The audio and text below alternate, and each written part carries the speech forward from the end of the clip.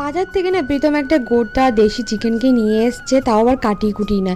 এটা দেখে যতটা না আমি খুশি হয়েছিলাম তার থেকে বেশি কান্না ঝুরেছিল এইটা ভেবে যে এটাকে আমাকে ধুয়ে পরিষ্কার করে কেটে কুটে রান্না করতে হবে।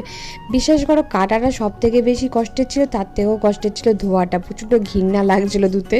তারপরে ছাদে চলে গেছিলাম, গ্যাসে রান্না করলে নাকি চলবে না, কাঠের উনুনে রান্না করতে হবে, যাতে আমি রেগে বোম না হয়ে যাই তার কারণে জানো তো হাতে হাতে হেল্পও করেছিল, যেমন রসুন টসুন এগুলো ছাড়িয়ে দিয়েছিল, প্লাস উনুনটা জ্বালিয়ে দিয়েছিল।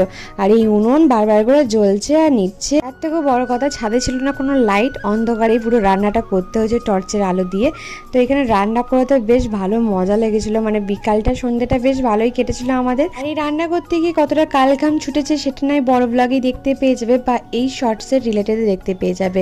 তো এখানে রান্না তো হচ্ছিল, প্লাস এত ধোঁয়া উঠছিল, আর খেতে কেমন হচ্ছিল সেটা আর নাইবা বললাম। এখানে কষছিলাম আর ওদেরকে কষা দিচ্ছিলাম, প্লাস ও আমাকেও খাইয়ে দিচ্ছিল।